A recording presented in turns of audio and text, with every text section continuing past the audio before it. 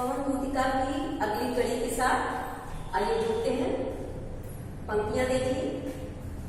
धीरे लाना वहन करके नीम का पुष्प कोई, और प्यारे के चपंद्र के सामने डाल देना। धीरे लाना वहन करके नीम का पुष्प कोई, और प्यारे के चपंद्र के सामने डाल देना। ऐसे देना प्रकट दिखला नित्य आशंकिता हो, कैसे होती विरह वश में नित्य रोमांचिता हूं। इन पंक्तियों में भी राधा पवन को संबोधित करते हुए कह रहे हैं कि ऐ पवन, धीरे लाना वहन करके नीम का पुष्प कोई। पवन से कह रहे, नीम का मतलब कदम होता है, कदम का फूल जो बिल्कुल हल्का पीला और रोए से युक्त होता है, छोटे छोटे रोए उसमें निकले होते हैं।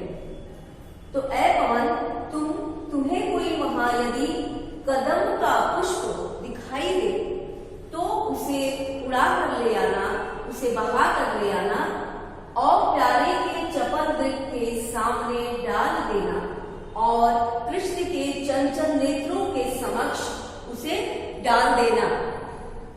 ऐसे देना प्रकट दिखला नित्य आशंकिता हो। इस तरह उस कदम के पुष्प के माध्यम से उन्हें ये विदित करा देना, उन्हें ये बता देना कि कैसे होती विरह वश में नित्य रोमांचिता हूं। उस कदम के पुष्प के माध्यम से कृष्ण को ये बता देना कि आपके वियोग में राधा अर्थात मैं ऐसे ही नित्य अनिष्ट की आशंका से आशंकित होकर, भयभीत होकर अक्सर रोमांचित हो जाया करती हूँ। इस कदम के पुष्प के समान ही मैं नित्य आपके वियोग में किसी अनिष्ट की आशंका की कल्पना से भयभीत होकर रोमांचित हो जाया करती हूँ। उनको पवन तुम बता देना, मेरी विरह दशा बता देना। अगली पंक्तियों की ओर। बैठे नीचे जिस टब के श्याम हुए उसी का, कोई पत्ता निकट उनके नेत्र के ले हिलाना। कह रही है राधा कि यदि किसी वृक्ष के नीचे कृष्ण बैठे हो तो उसी वृक्ष का कोई पत्ता तुम लेकर उनके नेत्रों के समक्ष हिलाना, यो प्यारे को विदित करना, चातुरी से दिखाना। इस प्रकार कृष्ण को तुम उस पत्ते के माध्यम से बता देना, उन्हें ये अनुभूति करा देना, अपने बुद्धि का प्रयोग करके, अपनी चतुराई का प्रयोग करके उनको ये बता देना कि मेरे चिंता विजित चित्त का क्लांत हो आप जाना। ठीक उसी प्रकार आपकी विरहनी नायिका कोई बालिका आपके विरह में व्याकुल होकर चिंता से विजड़ित चित्त का, चिंता से व्याकुल हृदय का क्लांत हो कांप जाना, चिंता से व्याकुल उसका हृदय ऐसे ही दुखी होकर कांप उठता है। पूरे का चारों पंक्तियों का एक बार फिर से देख लीजिए। राधा पवन से कहती है कि ऐ पवन, यदि किसी वृक्ष के नीचे कृष्ण बैठे हो तो उसी वृक्ष का कोई पत्ता उनके समक्ष लाकर हिलाना, और इस प्रकार उस पत्ते के माध्यम से उनको ये अनुभूति करा देना, अपनी चतुराई से उन्हें ये बता देना कि मैं भी ऐसे ही उनके वियोग में व्याकुल होकर, चिंतित होकर दुखी हो जाती हूँ और मेरा हृदय कांप उठता है। सूखी जाती मलिन लतिका जो धरा में पड़ी, तो पांवों के निकट उसको शाम के ला गिराना। यदि कोई सूखी हुई मुरझाई लता वहीं कहीं तुम्हें धरती पर, जमीन पर गिरी हुई दिखाई दे, तो पांवों के निकट उसको शाम के ला गिराना। तो श्याम जहां बैठे हो, कृष्ण जहां बैठे हो, उनके पैरों के समक्ष उसे ले आकर गिरा देना। यदि तुम्हें कोई सूखी मुरझाई हुई लता वहां धरती पर गिरी हुई दिखाई दे तो कृष्ण के पैरों के समक्ष उसे लाकर गिरा देना। यो सीधे से प्रकट करना प्रीति से वंचिता हो, मेरा होना अति मलिन और शुभ ते नित्य जान। इस प्रकार उस मुरझाई हुई लतिका के माध्यम से तुम बता देना कि जिस तरह ये लता अपने शाखा से अलग होकर, अपने आधार से अलग होकर मुरझा गई है, उसी तरह आपसे वियुक्त होकर ये राधा भी आपके प्रीति से वंचित होकर, आपके प्रेम से अलग होकर ये राधा भी जो है इस लता की तरह ही अत्यंत मलिन और नित्य मुरझाई चली जा रही है। फिर से देखिए एक बार, राधा पवन से कहती है कि यदि कोई मुरझाई हुई सूखी लता जो धरती पर पड़ी हुई तुम्हें दिखाई दे, तो कृष्ण जहां बैठे हों उनके पैरों के समक्ष उसे वहां लेकर आना, पैरों पर उनके गिरा देना और इस तरह उस लता के माध्यम से उनको ये बताना कि जिस तरह ये लता अपने आश्रय से, अपने विशाल वटवृक्ष की सघन छाया से वंचित होकर गिर के मुरझा गई है, अलग हो गई है, उसी तरह आपके वियोग से, आपके प्रेम से वंचित यह राधा भी पूरी तरह इस लता के समान ही मलिन और हर दिन मुरझा रही है। आगे चलते हैं।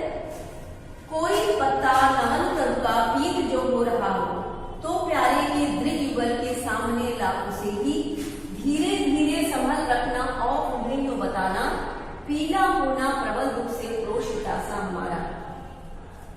आगे कौन से राधा कह रही है कि यदि तुम्हें वहां कोई पीला पत्ता, नवल तरुका, नए वृक्ष का, युवा वृक्ष का यदि कोई पीला पत्ता तुम्हें वहां पड़ा हुआ दिखाई दे, तो प्यारे के दृढ़ युगल के सामने ला उसे ही, तो कृष्ण के नेत्रों के समक्ष उसे ले आना, धीरे धीरे संभल रखना और उन्हें ये बताना।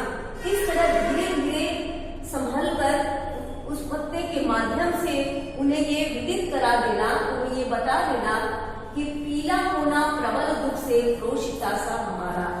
इस पीले पत्ते की तरह ही इस युवा वृक्ष का पत्ता जो वृक्ष से अलग होकर पीला पड़ चुका है, उसी तरह राधा भी आपके वियोग में पीली होकर के, वह विरणी नायिका राधा आपके वियोग में अत्यंत दुखी और पीली पड़ गई है।